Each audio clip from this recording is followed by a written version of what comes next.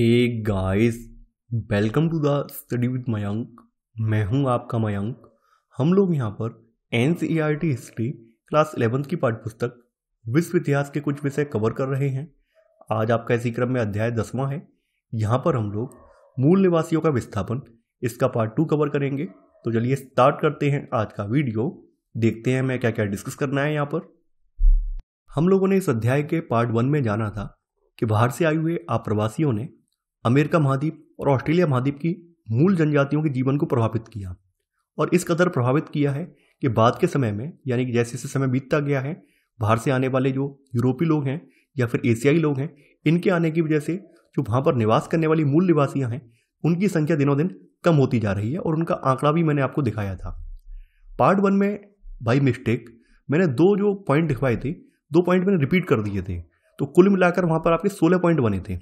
आप में से ही एक छात्र ने मुझे कमेंट करके बताया कि सर आपने वहाँ पर 12 नंबर पॉइंट डबल बार रिपीट करवा दिया और 14 नंबर पॉइंट डबल बार रिपीट करवा दिया। तो आज की हमारी स्टार्टिंग होगी 17 नंबर पॉइंट से। ये बात मैं पहले से स्पष्ट कर दे रहा हूँ। देखिए कभी कभी क्या होता है कि पढ़ाते पढ़ाते मुझे पॉइंट नंबर याद नहीं रहता है, तो आप लोग याद रखा कीजिए। चूँकि आप लोग नोट डाउन कर रहे होते हैं, नोट्स बना रहे होते हैं, तो आप अपना क्रम सही रखिए। तो आज हमारी स्टार्टिंग 17 नंबर पॉइंट से होगी। आज की आपकी हेडिंग है गोल्ड रश और उद्योगों की वृद्धि। गोल्ड से मतलब आप लोग जानते हैं सोना, और सोने के लिए रस यानी कि वही भागा दौड़ी। कहने का मतलब ये था कि ये लोग जो यूरोपीय लोग थे सभी संसाधनों के लालच में आए थे, और संसाधनों में भी उन्हें ये लग रहा था कि नए महाद्वीपों पर अगर हमें सोना मिल जाए फिर तो बल्ले ही बल्ले हैं, मजे ही मजे आ जाएंगे। तो यहाँ पर वही था। यह उम्मीद हमेशा से की जाती थी कि उत्तरी अमेरिका की धरती के नीचे सोना है, ऐसा ही उम्मीद की जाती थी। हालांकि बाद के समय में जब कुछ संकेत मिले हैं, सोने के कुछ चिन्ह मिले हैं, तो ऐसे गोल्ड रश को जन्म दिए। गोल्ड रश का मतलब क्या है? एकदम से भीड़ आना स्टार्ट हो गई है, एकदम सब में अफवाह फैल गई है कि भाई कैलिफोर्निया की जमीन के भीतर सोना ही सोना है। तो इसी को देखते हुए यूरोप से आने वालों की जो संख्या है वो और ज़्यादा बढ़ गई है। तो यहाँ पर अब आपका 17वां पॉइंट आपका आएगा। इसमें आप लिखेंगे 1840 में संयुक्त राज्य अमेरिका के कैलिफोर्निया में सोने के कुछ चिन्ह मिले। इसने गोल्ड रश को जन्म दिया। अब देखिए यहाँ पर वही बताया गया है कि यह उस आपाधापी का नाम है जिसमें हजारों की संख्या में आतुर यूरोपीय लोग चुटकियों में अपनी तकदीर संवारने की उम्मीद से उत्तरी अमेरिका पहुंचने लगे हैं। उनका मानना यही था कि हम लोग इन जमीन पर कब्जा कर लेंगे, खुदाई करेंगे, और सोने की अगर खान वगैरह मिल गई या सोना हमें मिलने स्टार्ट हो गया तो वहां से सोना निकाल कर यूरोप के बाजार में बेचेंगे, अच्छा खासा मुनाफा होगा। तो इसी उम्मीद में यूरोप से आने वालों की लाइन लग गई है। इसके चलते पूरे महाद्वीप में रेलवे लाइनों का निर्माण हुआ, जिसके लिए हजारों चीनी श्रमिकों की नियुक्ति हुई। यानी इसमें वहाँ की जो औपनिवेशिक सरकार है वो भी इन्वॉल्व है, और उसने इसको देखते हुए क्या किया है, रेलवे लाइनों का निर्माण हुआ है, ताकि जो खान वगैरह है, खानों से निकला हुआ जो मलबा है, उस मलबे का उपयोग करके और उद्योगों में भी उपयोग कर पाएँ, सोने का निष्कर्षण भी कर पाएँ, और सोने के साथ साथ जो उसके बाई प्रोडक्ट मिलते हैं, भाई वो मलबा वहाँ से निकालेंगे, चट्टान वगैरह निकालेंगे, उसका भी तो कहीं उपयोग करेंगे। तो इस उपयोग को देखते हुए इन्होंने रेलवे लाइनों का विकास किया है। तो यहाँ पर आपका 17 का पहला सब पॉइंट आएगा। आप लिखेंगे इसके चलते पूरे महाद्वीप में रेलवे लाइनों का निर्माण हुआ, जिसके लिए हजारों चीनी श्रमिकों की नियुक्ति हुई। अब देखिए यहाँ पर तारीख भी बताई गई है। संयुक्त राज्य अमेरिका में रेलवे का काम 1870 में पूरा हुआ है, और वहीं कनाडा में रेलवे का 1885 में। ये आप नोट डाउन कर लीजिए। अब देखिए यहाँ पे कुछ कथन भी हैं, हालांकि हमारे लिए इतने इंपॉर्टेंट नहीं है। एक व्यक्ति का कथन है जिसका नाम है एंड्रयू कार्नेगी। तो इसने ये स्कॉटलैंड से आया हुआ एक गरीब आप्रवासी और संयुक्त राज्य अमेरिका के पहले करोड़पति उद्योग स्वामियों में से एक था।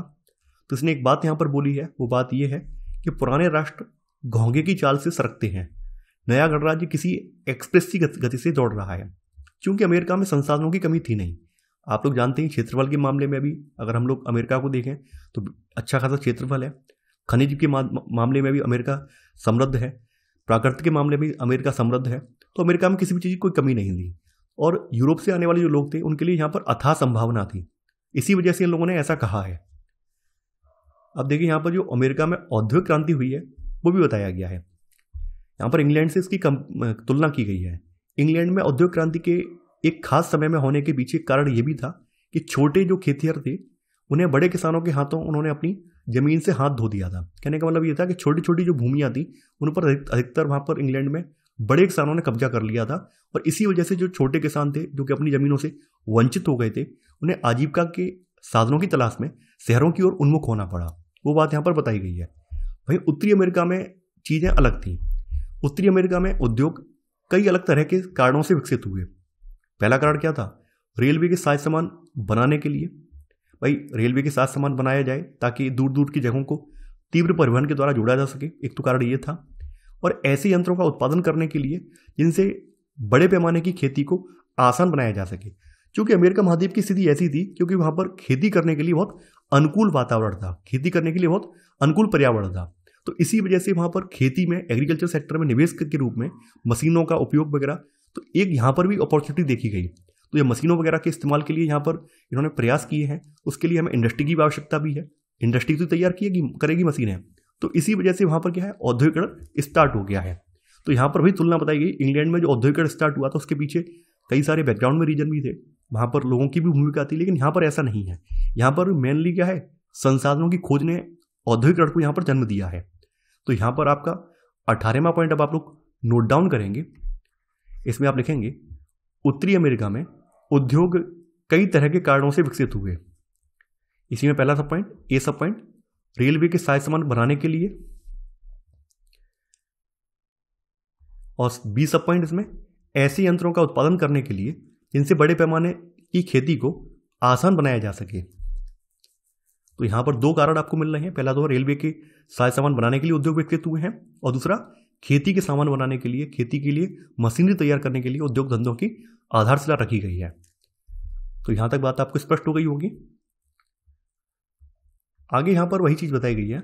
1860 में संयुक्त राज्य अमेरिका का अर्थतंत्र अविकसित अवस्था में था और 1890 में वह दुनिया का अग्रणी औद्योगिक शक्ति बन चुका था। यानी 30 सालों के भीतर भीतर उसके यहाँ जो प्रगति है वो काफ़ी ज़्यादा हुई है, और ऐसे करके वो 1890 तक दुनिया की अग्रणी औद्योगिक शक्ति बन चुका है। तो अब आप लोग यहाँ पर 19वां पॉइंट लिखेंगे, और उस पॉइंट में यहाँ से लेकर 1860 में से लेकर शक्ति बन चुका था, पूरा लाइन आप नोट डाउन कर लेंगे। अब देखिए आगे यहाँ बताया गया है 1890 तक आते आते जंगली भैंसों का लगभग पूरी तरह से उन्मूलन किया जा चुका था ताकि खेती आसानी से की जा सके। और इस तरह से आप वहाँ पर देखेंगे शिकार वाली जो जीवनचर्या थी वो भी समाप्त हो गई, क्योंकि भैंसों का शिकार करना वहाँ की मूल निवासियों के फितरत में था, मूल निवासियों की एक जीवन शैली का हिस्सा था। लेकिन जब भैंसों को मार ही दिया गया तो ऐसे करके जो मूल बासिंदे हैं जो कि सदियों से इसी शिकार पर डिपेंड है, उनकी जीवनचर्या चेंज हो गई है। 1892 में संयुक्त राज्य अमेरिका का महाद्वीपीय विस्तार पूरा हो चुका था। महाद्वीपीय विस्तार से आशय ये है कि जो आपने ऊपर पढ़ा था कि कौन से क्षेत्रों को कब विलय किया गया है संयुक्त राज्य अमेरिका के महासंघ में, तो वो विलय पूरा हो चुका है 1892 तक। कुछ ही वर्षों के भीतर संयुक्त राज्य अमेरिका हवाई और फिलीपींस में अपने उपनिवेश बसा रहा था। यानी आप समझिए एक देश जहां पर स्वयं उपनिवेश स्थापित किए गए और बाद में वो इतना ज़्यादा महाशक्ति बन गया है कि अब वो नई जगहों पर अपने उपनिवेश स्थापित करवा रहा है। तो यहाँ पर अब आप लोग 20वां पॉइंट यहाँ पर, सॉरी 20वां मत लिखिए, 19वां लिख लीजिए। 19 का पहला सब पॉइंट अब आपका आएगा 1892 में संयुक्त राज्य अमेरिका का महाद्वीपीय विस्तार पूरा हो चुका था। इसी का 19 का सेकंड सब पॉइंट अब आप लिखेंगे कुछ ही वर्षों के भीतर संयुक्त राज्य अमेरिका हवाई और फिलीपींस में अपने उपनिवेश बसा रहा था। तो यहां तक चीजें स्पष्ट हो गई होंगी, आपने पॉइंट नोट डाउन भी कर लिए होंगे। 19 का पहला सब पॉइंट, 19 का सेकंड सब पॉइंट। अब आपकी अगली हेडिंग है संवैधानिक अधिकार। अब असली लड़ाई तो यहीं से स्टार्ट होती है, क्योंकि जैसे जैसे लोगों को आभास हो गया है कि हम किसी राजा की प्रजा नहीं है बल्कि नागरिक हैं, तो फिर अधिकारों की भी डिमांड की जाने लगी है। आबादकारों ने 1770 के दशक में आज़ादी के अपने संघर्ष में लोकतांत्रिक भावना के जिस नारे के तहत एकजुटता बनाई थी, वही पुरानी दुनिया की राजशाही और अभिजात तंत्र के खिलाफ संयुक्त राज्य अमेरिका की पहचान बनी। यानी कि भाई लोकतंत्र का जो नारा दिया गया था स्टार्टिंग में, तो यही जो है राजशाही के खिलाफ, अभिजात तंत्र के खिलाफ संयुक्त राज्य अमेरिका की पहचान बनी है। क्योंकि संयुक्त राज्य अमेरिका में किसी एक देश से आए हुए लोग नहीं थे, बल्कि यूरोप के अधिकांश देशों से आए हुए लोग थे। तो इसी वजह से वहाँ पर विविधता थी। तो विविधता होने की वजह से किसी एक राजशाही का वहाँ पर शासन नहीं चल सकता था, न ही वहाँ पर अभिजात वर्ग का प्रभुत्व हो सकता था, नहीं हो सकता था। तो यही कारण था कि यहाँ पर जो लोकतांत्रिक विचार है वो पनपा है। तो यहाँ पर आप 20वां पॉइंट यहां पर नोट डाउन करेंगे। इसमें लिखेंगे आबादकारों ने 1770 के दशक में आज़ादी के अपने संघर्ष में लोकतांत्रिक भावना के जिस नारे के तहत एकजुटता बनाई थी, वही पुरानी दुनिया की राजशाही और अभिजात तंत्र के खिलाफ संयुक्त राज्य अमेरिका की पहचान बनी। अब देखिए यहां पर ये ध्यान देना आवश्यक है, यहां पर जो अधिकारों की बात हो रही है, लोकतंत्र की बात हो रही है, लेकिन लोकतंत्र में ये लोग मूल निवासियों को शामिल नहीं कर रहे हैं। यही सबसे बड़ी यहाँ पर दुर्भाग्यपूर्ण स्थिति है कि इन लोगों ने शुरुआत में वहाँ के जो मूल निवासी हैं, मूल वासिंदे हैं, उनको लोकतांत्रिक अधिकारों से वंचित रखा है। तो यहाँ पर वही सब चीज़ें बताई गई हैं कि उनके लिए यह भी अहम था कि उनके संविधान में व्यक्ति के संपत्ति के अधिकार को शामिल किया गया, जिसे रद्द करने की छूट राज्य को नहीं थी।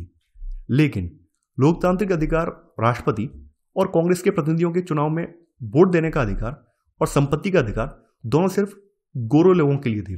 गोरे लोगों से आशा यह है कि जो यूरोप से आए हुए लोग हैं, आप्रवासी लोग हैं, केवल उन्हें ही थे। वहां के मूल निवासियों को किसी प्रकार के अधिकार नहीं दिए गए थे। तो यहां पर अब आप लोग इसी में पहला सब पॉइंट नोट डाउन करेंगे। इसमें आप लिखेंगे लेकिन लोकतांत्रिक अधिकार ब्रैकेट में राष्ट्रपति और कांग्रेस के प्रतिनिधियों के चुनाव में वोट देने का अधिकार और संपत्ति का अधिकार दोनों सिर्फ गोरे लोगों के लिए थे। तो एक बात स्पष्ट हो गई होगी कि इन्होंने शुरुआत में मूल निवासियों को अपने लोकतंत्र में शामिल नहीं किया है। ये आपको ध्यान देना होगा। अब आपकी अगली हेडिंग है बदलाव की लहर। देखिए ये आपका 20वां पॉइंट था, जहां तक मुझे याद है 20वां ही पॉइंट था, ताकि मैं भूल ना जाऊं। अब आपकी अगली हेडिंग है बदलाव की लहर। बदलाव की लहर का मतलब यही है कि शुरुआत में जो वहां के मूल निवासी हैं, जिनसे मिलकर पूरा देश बना था, उन्हें ही हाशिए पर धकेल दिया गया। तो बाद में जब वो लोग सशक्त हो गए हैं तो उन लोगों ने भी अपने लिए अधिकार मांगे हैं। तो यहाँ पर वही चीज़ें हैं। 1920 के दशक तक संयुक्त राज्य अमेरिका और कनाडा के मूल निवासियों के लिए कुछ भी बेहतर होना शुरू नहीं हुआ। संयुक्त राज्य अमेरिका की समस्त जनता को प्रभावित करने वाली बड़ी आर्थिक मंदी से कुछ साल पहले 1928 में समाज वैज्ञानिक लेवाइस मेरियम के निर्देशन में संपन्न एक सर्वेक्षण प्रकाशित हुआ, the problem of Indian administration, जिसमें रिजर्वेशंस पर रह रहे मूल निवासियों की स्वास्थ्य और शिक्षा सुविधाओं की दरिद्रता का बड़ा ही दारुण चित्र प्रस्तुत किया गया था। जैसा कि आपने पार्ट 1 में देखा था कि जो मूल निवासी थे उनके लिए कुछ जमीन का हिस्सा अलॉट कर दिया गया था, जिन्हें रिजर्वेशंस के रूप में जाना गया था। तो ऐसा नहीं है कि जो गोरे लोग हैं या अप्रवासी लोग हैं उनमें से कुछ शुभचिंतक नहीं है, उनमें से भी कुछ लोग उनके वेल विशर हैं। तो उन लोगों ने उनकी जो दुर्दशा है उसके ऊपर लिखना स्टार्ट किया है, उसके ऊपर अपने सर्वेक्षण आर्टिकल्स प्रकाशित किए हैं, ताकि उनकी जो सरकार है वो उन लोगों की दुख दर्द और पीड़ा को समझ सके। तो यहां पर 21वां पॉइंट अब आप लोग लिखेंगे। इसमें लिखेंगे 1928 में समाज वैज्ञानिक लेवाइस मेरियम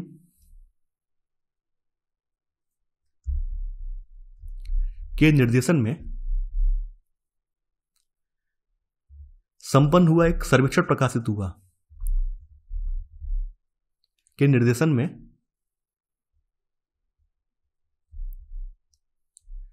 इसके बीच में लिख लेना the problem of Indian administration नामक सर्वेक्षण प्रकाशित हुआ।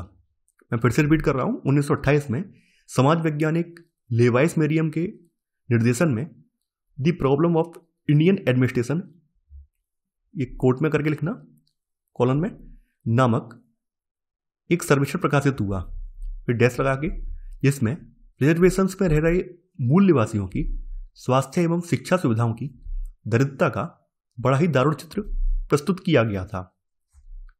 यहां तक आपने 21वां पॉइंट लिख लिया होगा।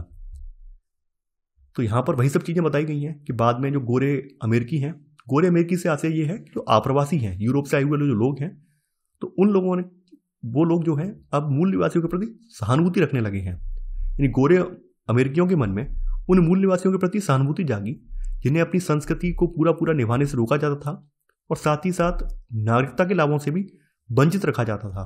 यानी आप यहाँ पर देखेंगे बाद के समय में जो गोरे अमेरिकी लोग हैं ये सहानुभूति दिखाने लगे हैं। इसने संयुक्त राज्य अमेरिका में एक युगांतरकारी कानून को जन्म दिया, 1934 का इंडियन रीऑर्गेनाइजेशन एक्ट, जिसके द्वारा रिजर्वेशंस में मूल निवासियों को जमीन खरीदने और ऋण लेने का अधिकार हासिल हुआ। तो यहाँ पर इसमें आप लिखेंगे अगला पॉइंट, 22वां पॉइंट आप लिखेंगे 1934 के इंडियन रीऑर्गेनाइजेशन एक्ट द्वारा रिजर्वेशन में मूल निवासियों को जमीन खरीदने और ऋण लेने का अधिकार हासिल हुआ। यह आपका 22वां पॉइंट है। अब कुछ चीजें और बताई गई हैं। जैसे बताया गया है 1950 और 60 के दशकों में संयुक्त राज्य और कनाडा की सरकारों ने मूल बासिंदों के लिए किए गए विशिष्ट प्रावधानों को खत्म करने पर इस उम्मीद से विचार किया कि इससे वे मुख्य धारा में शामिल होंगे, अर्थात वे यूरोपीय संस्कृति को अपनाएंगे। यानी वही दलील दी गई कि हम जो इन्हें विशेष लाभ दे रहे हैं वो लाभ खत्म कर दिए जाएं ताकि मजबूर होकर ये हमारे कल्चर को अपना लें। लेकिन मूल बासिंदे ऐसा नहीं चाहते थे। 1954 में अनेक मूल निवासियों ने अपने द्वारा तैयार किए गए डिक्लेरेशन ऑफ इंडियन राइट्स में इस शर्त के साथ संयुक्त राज्य अमेरिका की नागरिकता की स्वीकार की कि उनके रिजर्वेशंस वापस नहीं किए जाएंगे। यानी उन्होंने 1954 में अपना डिक्लेरेशन ऑफ इंडियन राइट्स में ये बात यहाँ पर रखती है शर्त के रूप में कि जो उनके रिजर्वेशंस के अधिकार हैं वो वापस नहीं लिए जाएंगे। 1969 में सरकार ने घोषणा की कि वह आदिवासी अधिकारों को मान्यता नहीं देगी। भाई सरकार से इनकी पर द्वंद्व चलता रहा है, कुछ इन्होंने कहा है, कुछ सरकार ने कहा है। 1982 में एक संवैधानिक धारा के तहत मूल निवासियों के मौजूदा आदिवासी अधिकारों और समझौता आधारित अधिकारों को स्वीकृत मिलने तक यह सवाल हल नहीं हो पाया। यानी कि 1982 में जब ये इन्हें मान्यता मिल गई है उसके बाद ये मामला सुलझ गया है। उससे पहले सुलझ ही नहीं पाया था, लेकिन जब 1982 में संवैधानिक धारा इनके लिए आ गई है उसके बाद ये मैटर सॉल्व आउट हो गया है। तो यहाँ पर आप यहाँ पर लिखेंगे, देखिए यहाँ पे 22वां पॉइंट आपने लिख लिया है। 23वां पॉइंट यहाँ पर लिखेंगे, इसमें लिखेंगे 1969 में सरकार ने घोषणा की कि वह आदिवासी अधिकारों को मान्यता नहीं देगी।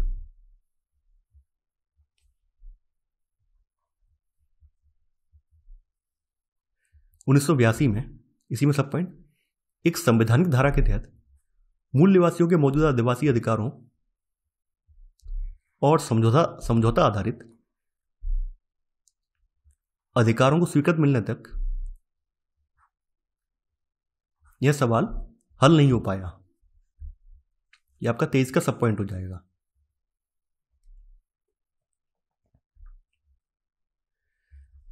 अब देखिए यहां पर समस्याएं बताई गई हैं कि जो औपनिवेशिक शासक थे उन्होंने क्या क्या दलीलें दी थी। जैसे ब्रिटिश राज के अधीन भारतीय जब थे तो ब्रिटिश वाले क्या तर्क देते थे। यह बताया गया मनमाने ढंग से इन पर कर लगाए, हम लोगों पर मनमाने ढंग से ब्रिटिश ने कर लगाए और हमें बराबर का दर्जा नहीं दिया उस समय। तर्क ये क्या देते थे कि अभी ये प्रतिनिधित्व की सरकार की जिम्मेदारी के लिए तैयार नहीं है, यानी हम लोग जो प्रतिनिधित्व की सरकार है वो बनाने में हम सक्षम नहीं है, ऐसा तर्क देते थे ताकि ये लंबे समय तक हम लोगों पर शासन स्थापित कर सकें।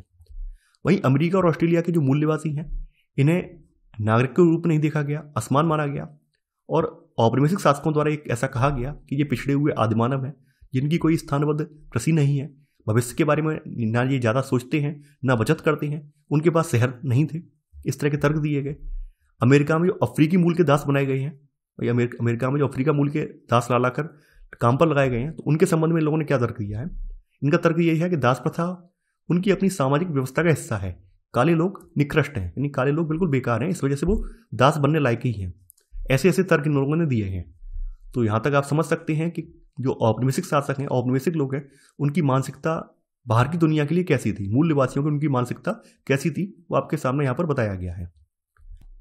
अगली हेडिंग है आपकी ऑस्ट्रेलिया महाद्वीप।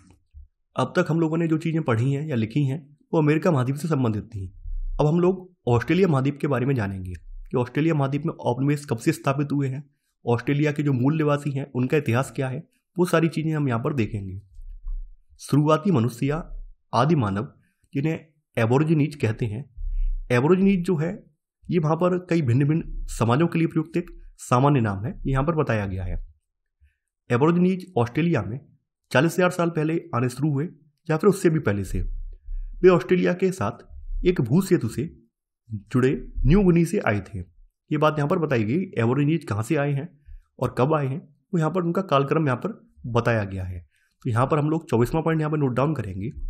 इसमें आप लिखेंगे शुरुआती मनुष्य या आदि मानव जिन्हें एबोरिजिनीज कहते हैं ऑस्ट्रेलिया में 40,000 साल पहले आने शुरू हुए। वे ऑस्ट्रेलिया के साथ एक भू सेतु से जुड़े न्यू गिनी से आए थे। यहां तक बात स्पष्ट हो गई होगी।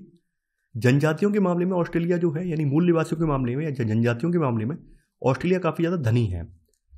18वीं सदी के आखिर दौर में ऑस्ट्रेलिया में मूल निवासियों के 350 से लेकर 750 तक समुदाय थे और हर समुदाय की अपनी भाषाएं थी, जिनमें से लगभग 200 भाषाएं आज भी बोली जाती हैं।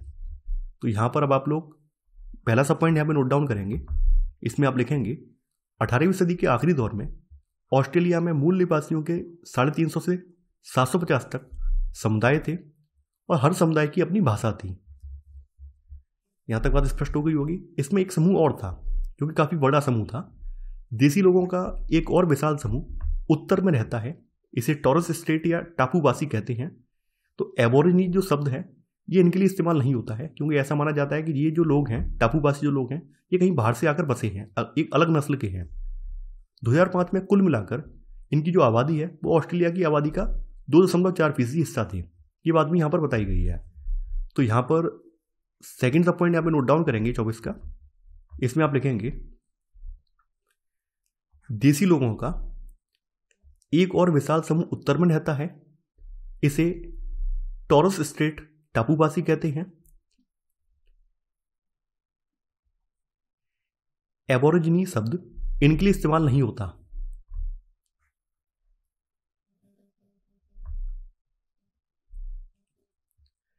क्योंकि यह माना जाता है कि वे एक अलग नस्ल के हैं।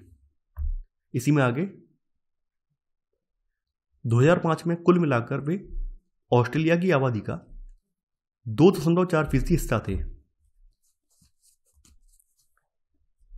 तो ये टॉरस स्ट्रेट टापूवासी हैं, उनके बारे में भी जान लिया। ये काफ़ी बड़ी मूल निवासी जनजाति है, काफ़ी बड़ा मूल निवासी समुदाय है, जिनकी ऑस्ट्रेलिया की आबादी में कितनी हिस्सेदारी है? 2.4% की हिस्सेदारी है। तो यहाँ तक चीज़ें आपने लिख ली होंगी। आगे बढ़ते हैं। आगे बोला गया है कि ऑस्ट्रेलिया की जो आबादी है बहुत छितराई हुई है। छितराई होने का रीज़न ये है क्योंकि वहाँ की जो भौगोलिक परिस्थितियाँ हैं उसके हिसाब से ऑस्ट्रेलिया का जो पूर्वी वाला हिस्सा है वही आबाद है। बीच वाला हिस्सा बिल्कुल बंजर, थोड़ा बहुत पश्चिम में आबादी है, नीचे थोड़ा बहुत दक्षिण की तरफ आबादी है, बीच वाला हिस्सा पूरा बंजर है। तो इसी वजह से यहाँ लिखा हुआ है ऑस्ट्रेलिया की आबादी बहुत छितराई हुई है और आज भी वहाँ के ज़्यादातर शहर समुद्र तट के साथ साथ बसे हैं। 1707 में ब्रिटिश लोग पहली बार पहुंचे थे, क्योंकि बीच का इलाका शुष्क मरुभूमि है। यानी यहाँ पर जो ब्रिटिश लोग हैं वो 1707 में पहली बार पहुंचे हैं। तो यहाँ पर ऑस्ट्रेलिया पहुंचने का जो क्रम है वो बताया गया है। 1606 में डच यात्रियों ने ऑस्ट्रेलिया को देखा है। 1682 तास्मान नाम का व्यक्ति है, वो इस टापू पर पहुंचा है और बाद में इस टापू का नाम तस्मानिया रखा गया है। 1777 जेम्स कुक बॉटनी खाड़ी पहुंचता है, जिसका नामकरण न्यू साउथ वेल्स हुआ। 1788 ब्रिटेन के दंडितों की बस्ती बनाई गई और सिडनी की स्थापना हुई। दंडितों की बस्ती बनाने का मतलब ये था कि जो काला पानी की सजा होती थी, काला पानी का मतलब यही होता था अपने देश से दूर कहीं समुद्री इलाके में निर्वासित कर देना, यानी अपने देश से निकालकर कहीं दूर निर्वासित कर देना। तो इससे काला पानी की सजा भारत में बोला जाता था। तो यहाँ पर जो खूंखार कैदी हैं उनके लिए यहाँ पर ब्रिटेन ने एक बस्ती बसाई है और ऐसे करके उसी बस्ती के आसपास सिडनी शहर की स्थापना हो गई है। ये बात यहाँ पर बताया गया है। तो देखिए यहाँ पर ऑस्ट्रेलिया आप देख पा रहे हैं, हिंद महासागर एक तरफ, प्रशांत महासागर एक तरफ है। ये आपका तस्मानिया है, मेलबर्न, कैनबरा, सिडनी, यहाँ पर जितने भी इनके शहर देख रहे हैं सब समुद्र के किनारे लगे हुए हैं। ये आप यहाँ पर ये देखिए, सब कुछ जितने भी शहर हैं सब समुद्र के किनारे ही हैं। बीच में कोई भी शहर इनका प्रमुख शहर नहीं है। डार्विन इनका ऊपर है, उत्तर में है, मेलबर्न नीचे है, ठीक है, पर्थ जो है पश्चिम में है, दक्षिण पश्चिम में है, वहीं सिडनी या कैनबरा जो है ये दक्षिण पूर्व में है। तो यहाँ पर वो सब चीज़ें यहाँ पर बताई गई हैं। तो यहाँ पर अब आप लोग कुछ चीज़ें यहाँ पर नोट डाउन करेंगे तो ज़्यादा बेटर रहेगा। इसमें आप लिखेंगे 25वां पॉइंट, 1606 में डच यात्रियों ने ऑस्ट्रेलिया को देखा।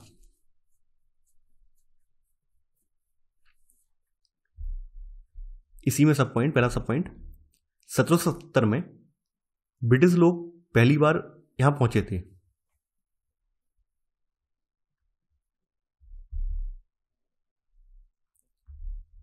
इसी में अगला सब पॉइंट, सेकंड सब पॉइंट, 1788 में ब्रिटेन के यहाँ पर ब्रिटेन के दंडितों की बस्ती बनाई गई और सिडनी की स्थापना हुई।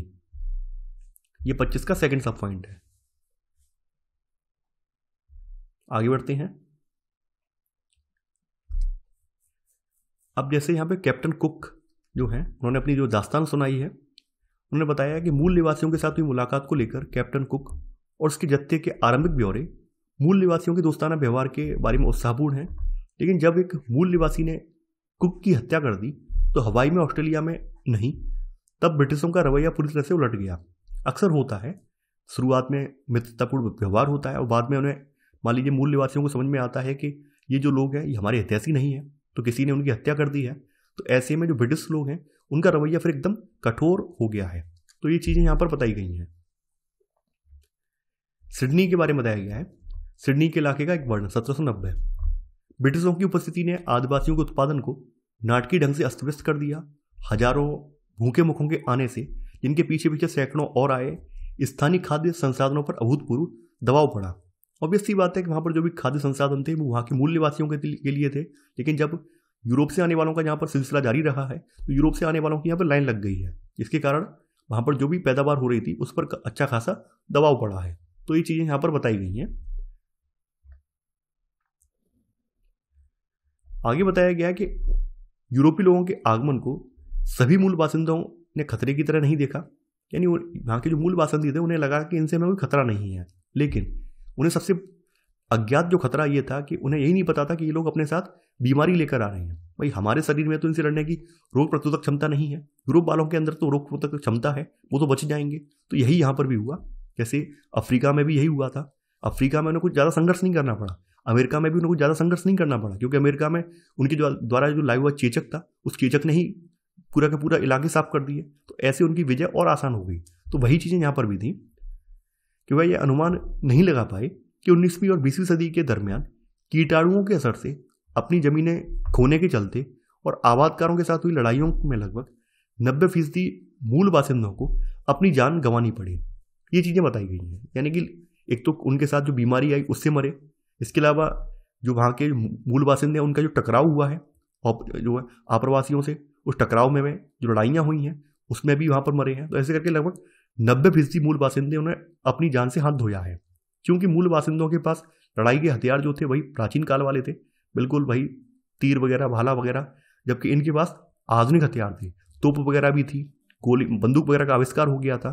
तो इनको विजय करना और आसान था, यानी इनको विजय प्राप्त करना बहुत आसान था, क्योंकि इनके पास आधुनिक हथियार थे, जबकि वो लोग अपने परंपरागत हथियारों के सहारे लड़ रहे थे। तो यही कारण था कि मूल निवासी इनके सामने हार गए हैं। तो यहाँ पर अब आप लोग 26वां पॉइंट यहाँ पर नोट डाउन करेंगे।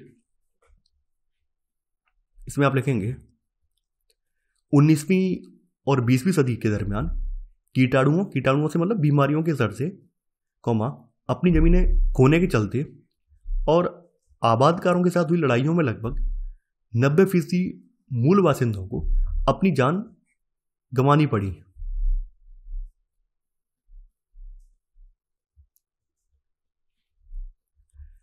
आगे बताया गया है ऑस्ट्रेलिया के ज़्यादातर शुरुआती आबादकार इंग्लैंड से निर्वासित होकर आए थे और उनके कारावास पूरा होने पर ब्रिटेन वापस न लौटने की शर्त पर उन्हें ऑस्ट्रेलिया में स्वतंत्र जीवन जीने की इजाज़त दी गई। कहने का मतलब ये था कि मोस्टली वो निर्वासित लोग थे, इंग्लैंड से निर्वासित लोग थे, उनसे कहा गया था कि अगर आपकी सज़ा पूरी हो जाएगी तो आप आज़ाद तो हो जाओगे, लेकिन अपने देश लौट के नहीं आओगे। आप वहीं जिस देश पर आपको जेल में डाला गया है वहीं भूमि पर आप कोई भी काम करना चाहो वहीं पर आप काम कर सकते हो। तो ऐसे करके जो बाहर से आए हुए कैदी थे, खास करके इंग्लैंड के जो कैदी थे, जब वो उनकी सज़ा पूरी हो गई है तो वो लोग ही वहाँ पर निवास करने लगे हैं। तो यहाँ पर वही चीज़ बताई गई है। इसमें आप लिखेंगे 27वां पॉइंट, ऑस्ट्रेलिया के ज़्यादातर शुरुआती आबादकार इंग्लैंड से निर्वासित होकर आए थे और उनके कारावास पूरे होने पर ब्रिटेन वापस न लौटने की शर्त पर उन्हें ऑस्ट्रेलिया में स्वतंत्र जीवन जीने की इजाज़त दे दी गई। ये आपका 27वां पॉइंट है, यानी आप समझ जाएंगे यहाँ पर आबादकार कोई बाहर से नहीं आए हैं, बल्कि आबादकार जो जेल में डाले हुए कैदी हैं उन्हें ये कंडीशन ही थोपी गई है कि आज़ाद उस कंडीशन पे करेंगे, आप ब्रिटेन नहीं लौटेंगे बल्कि यहीं पर आज़ाद हो जाएंगे। तो ऐसे करके ये लोग यहाँ के आबादकार बन गए हैं। तो यहाँ पर वही जब सब चीज़ें बताई गई कि जब इन लोगों ने अपनी बस्तियाँ बसाई हैं तो इन्होंने उनकी ज़मीन से, जो मूल निवासियों की ज़मीन है, मूल निवासियों की ज़मीन से मूल निवासियों को बाहर निकालने में कोई झिझक नहीं दिखाई है। ये सब चीज़ें यहाँ पर दिखाई गई हैं। अब देखिए ऑस्ट्रेलिया का विकास बताया गया है। 1850 ऑस्ट्रेलियाई बस्तियों का सुशासन का अधिकार। 1851 चीनी कुलियों का अप्रवास हुआ है और 1855 में कानून बनाकर इसे रोका गया है, क्योंकि यूरोपीय आप्रवासियों को ये डर था कि चीनी लोगों की संख्या यहाँ पर ज़्यादा हो गई तो चीनी लोग यहाँ पर इस महाद्वीप पर अपना अधिकार जमा लेंगे। इसी वजह से इन्होंने कानून बनाकर चीनियों को यहाँ पर आने से रोका है। 1851 से 1961 यहाँ पर भी वही गोल्ड रश चला है, सोने की तलाश चली है, सोने का कहीं पर सोने की खाने मिल जाए, जमीन के अंदर सोना मिल जाए जिससे हम मालामाल हो जाएं, वही गोल्ड रश यहाँ पर भी चला है। 1901 6 राज्यों को लेकर ऑस्ट्रेलियाई संघ का निर्माण हुआ है। 1911 में कैनबरा राजधानी बनाई गई है। कि यहाँ तक इतनी कहानी है। तो यहाँ पर हमने 27वां पॉइंट यहाँ पर नोट डाउन कर लिया है। 28वां पॉइंट यहाँ पर आप लिखेंगे, इसमें लिखेंगे 1850 डैश लगा के ऑस्ट्रेलियाई बस्तियों का सुशासन का अधिकार। इसी में सब पॉइंट 1851 चीनी कुलियों का आप्रवास, और इसी में 1855 में कानून बनाकर इसे रोका गया। इसी में सी सब पॉइंट या थर्ड सब पॉइंट आपका 1901 6 राज्यों को लेकर ऑस्ट्रेलियाई संघ का निर्माण। इसी में चौथा सब पॉइंट 1911 डैश लगा के कैनबरा राजधानी बनाई गई। अब देखिए आंकड़ा एक दिया हुआ है 1948 से लेकर 75 के बीच में लगभग 20 लाख यूरोपीय लोग ऑस्ट्रेलिया में आकर बस गए हैं। अब राजधानी के बारे में बताया गया कि राजधानी कैसे बनाई गई है। ये तो पता है आपको, 6 राज्यों को मिलाकर ऑस्ट्रेलियाई संघ का निर्माण हुआ है। आपने ऊपर नोट डाउन कर ली चीजें।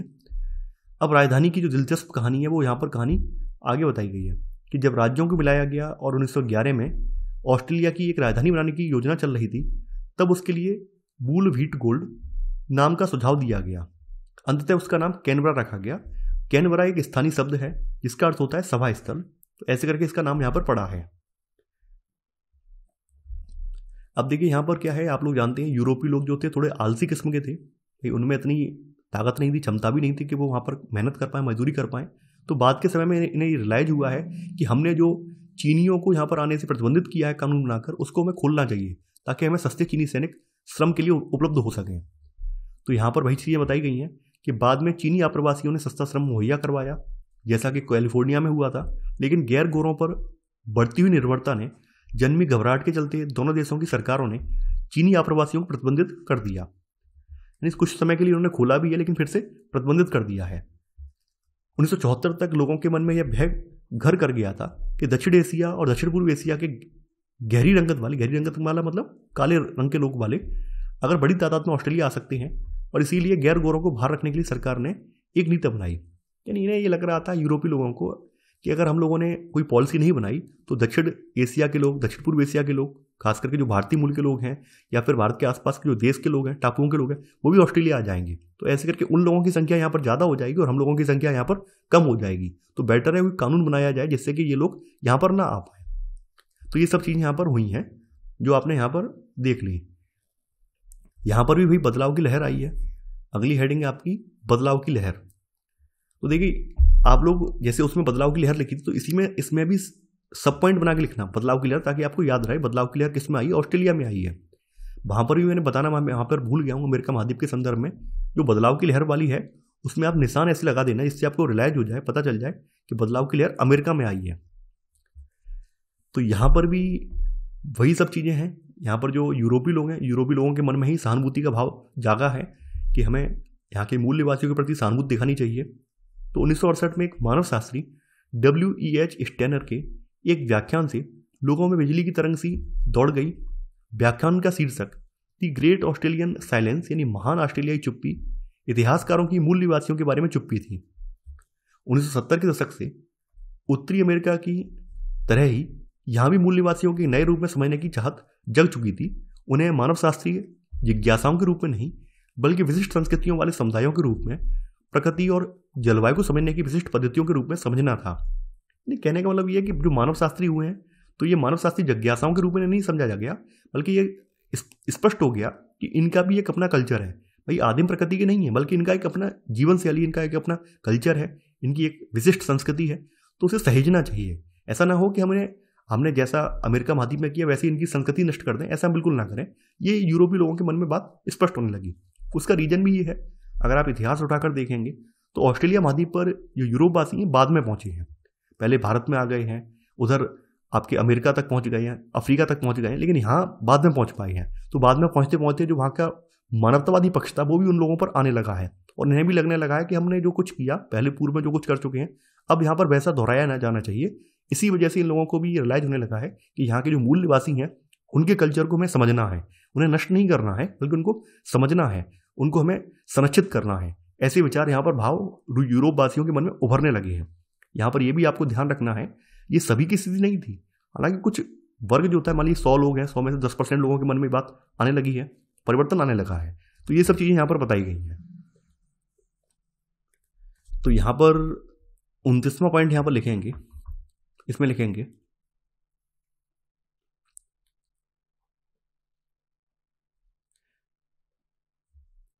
इसमें लिखेंगे 1968 में एक मानव शास्त्री WEH स्टेनर के व्याख्यान का शीर्षक द ग्रेट ऑस्ट्रेलियन साइलेंस, इतिहासकारों की मूल निवासियों के बारे में चुप्पी थी। The great Australian silence dash लगा के इतिहासकारों की मूल निवासियों के बारे में चुप्पी थी। तो यहाँ से स्पष्ट हो जाएगा कि यहाँ के जो यूरोपीय लेखक हैं उन्होंने भी इनकी बात उठानी स्टार्ट कर दी है। एक व्यक्ति और हुए हैं जिनका नाम है हेनरी रेनॉल्ड्स ने अपनी प्रभावशाली पुस्तक व्हाइट वरंट बी टोल्ड, हमें बताया क्यों नहीं गया, इसमें यह सामने रखा। इस किताब में ऑस्ट्रेलियाई इतिहास लेखन के उस ढर्रे की भर्त्सना की गई जिसमें कैप्टन कुक की खोज से ही इतिहास की शुरुआत मानी जाती थी। यानी कि ऐसा कहा गया था कैप्टन कुक ने खोज की है तो तभी से ये अस्तित्व में आया है, ऐसे यूरोप के इतिहासकारों ने लिखा था। तो उन्होंने इस रवैये की आलोचना की है कि भाई इन लोगों की हमने खोज नहीं की है, बल्कि हम लोग पहली बार इन तक पहुंचते हैं। ये रियलिटी है, हमने इनको नहीं खोजा है, बल्कि ये तो पहले सदियों से यहाँ रहते आए, 40,000 साल पुराने हैं। भाई हमने थोड़ी ना खोजा है, हमने तो यहाँ पर आने का रास्ता खोजा है। तो यहाँ पर एक नजरिया ये भी निकला है। तो यहाँ पर पहला सब पॉइंट यहाँ पर लिखेंगे इसमें 29 में, हेनरी रेनॉल्ड्स ने अपनी प्रभावशाली पुस्तक व्हाइट वरंट बी टोल्ड मैं ऑस्ट्रेलियाई इतिहास लेखन के उस ढर्रे की भर्त्सना की जिसमें कैप्टन कुक की खोज से ही इतिहास की शुरुआत मानी जाती थी। इसके अलावा जो यूरोपीय लोग हैं, यूरोपीय लोगों ने जो यहाँ की आदिवासी समाज है, यहाँ का मूल निवासी समाज है, उनकी कला वगैरह, उनकी संस्कृतियों को सहेजने के लिए उनके लिए आर्ट गैलरीज बनाई है ताकि वो लोग वहाँ पर अपनी कलाओं का प्रदर्शन कर सकें। इसके अलावा वहाँ पर उनके इतिहास लेखन के लिए भी उन्हें प्रेरित किया है ताकि वो अपने समाज का इतिहास लिख सकें। तो वो सब चीज़ यहाँ बताई गई हैं।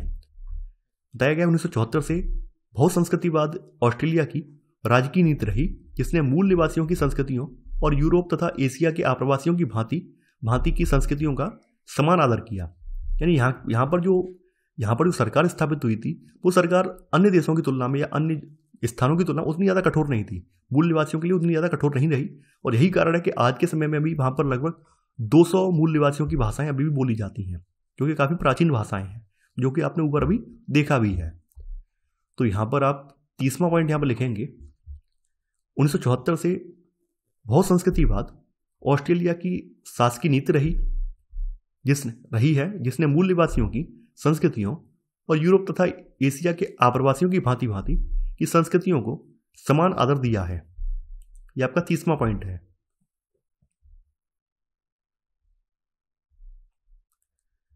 बताया गया 1970 के दशक से जब संयुक्त राष्ट्र संघ और दूसरी अंतर्राष्ट्रीय एजेंसियों की बैठकों में मानवाधिकार शब्द सुनाई पड़ने लगा, तो ऑस्ट्रेलियाई जनता को यह एहसास हुआ कि संयुक्त राज्य अमेरिका, कनाडा और न्यूजीलैंड के विपरीत ऑस्ट्रेलिया में यूरोपीय लोगों द्वारा किए गए भूमि अधिग्रहण को औपचारिक बनाने के लिए मूल निवासियों के साथ कोई समझौता पत्र तैयार नहीं किया गया है।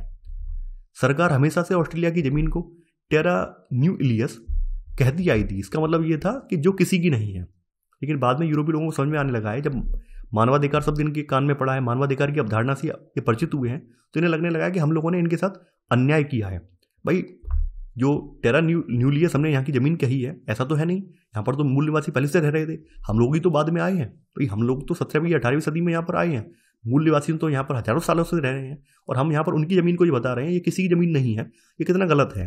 तो ये चीज़ भी उनके अंदर समझ में आई है, ये बोध हुआ है, अपनी गलती का एहसास हुआ है यूरोप वालों को। तो ऐसे करके चीज़ें और ज़्यादा आसान होती गई हैं और इनके संबंध जो है मूल निवासियों से अच्छे होते गए हैं। यानी जैसा कि आपने अमेरिका के संबंध में देखा, अमेरिका में मूल निवासियों से संबंध इनके अच्छे नहीं थे, लेकिन यहाँ पर उनके संबंध जो है अच्छे हुए हैं। तो यही कारण है कि आज भी वर्तमान ऑस्ट्रेलिया में भी आपको वहाँ पर कई सारी जनजातियाँ देखने को मिल जाएंगी। तो यहाँ पे बताया गया, इसके अलावा वहाँ अपने आदिवासी रिश्तेदारों से छीने गए मिश्रित रक्त वाले यानी मूल निवासी यूरोपीय बच्चों का एक लंबा और यंत्रणापूर्ण इतिहास भी था।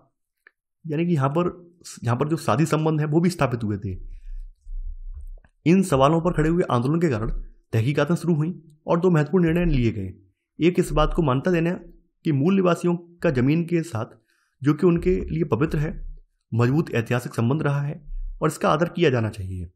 दूसरी बात क्या निकल कर आई है? दूसरी बात ये निकल कर आई है कि पिछली गलतियों को धोया तो नहीं जा सकता है, लेकिन गोरों और रंग बिरंगे लोगों को अलग अलग रखने की कोशिश करके बच्चों के साथ जो अन्याय किया गया है उसके लिए सार्वजनिक रूप से माफ़ी मांगी जानी चाहिए। ये सब चीज़ें यहाँ पर हुई हैं। यानी ये सब चीज़ें उन्हें, जब मानवाधिकार शब्द यहाँ पर आया है, मानवाधिकार शब्द से यूरोपीय लोग अवगत हुए हैं, तो उन्हें अपनी गलती का एहसास हुआ है, उन्होंने अपनी गलती को माना भी है। तो बताया गया 1974 गोरे ऑस्ट्रेलिया की नीति का खात्मा हुआ है और एशियाई आप्रवासियों को प्रवेश की इजाज़त दी गई है। 1992 में ऑस्ट्रेलियाई हाई कोर्ट द्वारा माबो केस में टेरा न्यूलियस की कानूनी अवैधता की घोषणा की गई है। तो यहाँ पर अब आप लोग नोट डाउन करेंगे। देखिए आपने ऊपर 30वां पॉइंट शायद नोट डाउन किया था, यहाँ पर अब आप लोग 31वां पॉइंट यहाँ पर नोट डाउन करेंगे। इसमें आप लिखेंगे 1974 डैश लगा के गोरे ऑस्ट्रेलिया की नीति का खात्मा, एशियाई आप्रवासियों को प्रवेश की इजाज़त। इसी में सब पॉइंट 1992 ऑस्ट्रेलियाई हाई कोर्ट द्वारा ब्रैकेट में माबो केस में टेरा न्यूलियस की कानूनी अवैधता की घोषणा की गई। अब टेरा न्यूलियस क्या है वो भी यहां पर हम बता देंगे नोट में। नोट में आप लिखेंगे, सरकार हमेशा से ऑस्ट्रेलिया की जमीन को टेरा न्यूलियस कहती आई थी। इसका मतलब था जो किसी की नहीं है। ये आप नोट में लिख देंगे तो ऐसे समझ में आ जाएगा। जो 1992 में टेरा न्यूलियस का खत्म किया है, तो वो क्यों खत्म किया है, टेरा न्यूलियस क्या है, ये टेरा न्यूलियस की जो कानूनी अवैधता की घोषणा की गई है, तो आपको समझ में आ जाएगा टेरा न्यूलियस है क्या। तो आपने ये नोट में यहां से लेकर यहां तक नोट डाउन कर लिया होगा। तो इसी के साथ आपका ये अध्याय यहां पर समाप्त हो जाता है। और यहां पर जाते जाते यहां पर बताया गया 1999 में 1820 से लेकर 70 के दशक के बीच में जो गुम हुए बच्चों से माफीनामे के तौर पर राष्ट्रीय क्षमा याचना दिवस, ये भी यहाँ पे मनाया जाता है, 26 मई को मनाया जाता है। क्षमा याचना दिवस इसलिए मनाया जाता है क्योंकि इन लोगों ने, जो यूरोपीय लोग थे, उन लोगों ने वहाँ के जो मूल निवासी बच्चे हैं उनको पकड़ लिया और उनसे जबरन काम भी करवाया। तो ये सब चीज़ें यहाँ पे बताई गई हैं कि बाद में रियलाइज हुआ है हमने बहुत गलत किया है, इसलिए वहाँ पर क्षमा याचना दिवस भी मनाया जाता है। तो ऐसे करके आपका ये अध्याय यहाँ पे समाप्त हो जाता है। अब आपका केवल एक अध्याय बचा है 11, उसकी के साथ आपकी क्लास 11 की जो किताब है ये पूरी हो जाएगी। देखिए आप में से अधिकांश बच्चे बोलते हैं सर केवल पढ़ा दिया करो, मैं पढ़ा दूंगा। केवल पढ़ाने से ये होता है कि आपको कुछ क्षण के लिए तो याद रहता है, लेकिन अगर जब आप एग्जाम तक पहुंचते हैं तब तक आप भूल जाते हैं कि सर ने क्या पढ़ाया था। तो बेहतर ये है कुछ पॉइंट्स लिख लिया कीजिए। अगर मैं पॉइंट लंबे लिखवा रहा हूँ तो अगर आप संकेत में लिख सकते हैं, संकेत में लिख लिया कीजिए। ये आपके लिए कोई इश्यू नहीं है, कोई यहाँ पर दबाव नहीं है कि आप पूरी पूरी भाषा लिखें। हो सकता है कुछ बच्चे ऐसे भी होते हैं जो पढ़ने में काफ़ी अच्छे होते हैं, वो हल्का सा संकेत में भी लिख लें तो उन्हें याद आ जाता है कि इसका मतलब ये है, तो आप उस लहजे में लिख लीजिए। यहाँ पर मैं इंपॉर्टेंट बता देता हूँ आपको कि ये लाइनें इंपॉर्टेंट हैं। तो ऐसे करके आप चाहे मेरी भाषा ना लिखना चाहें, अपनी भाषा लिखना चाहें तो अपनी भाषा लिख सकते हैं, लेकिन शर्त यही है कि आपको समझ में आना चाहिए। ऐसा ना हो कि आप अपनी भाषा लिखने के चक्कर में बिल्कुल भी गड़बड़ झाला कर दें, ऐसा बिल्कुल ना हो। तो आशा करता हूँ मैं आपके प्रॉपर रूप से नोट्स भी बन रहे होंगे, आपकी पढ़ाई बेहतर हो रही होगी और आगे भी हम क्लास 12th भी हम कवर करवाएंगे। तो तब तक के लिए आप लोग बने रहिए और इस वीडियो को लाइक और शेयर करना बिल्कुल मत भूलिए। तो चलिए आज के लिए बस इतना ही। Thanks for watching. जय हिंद।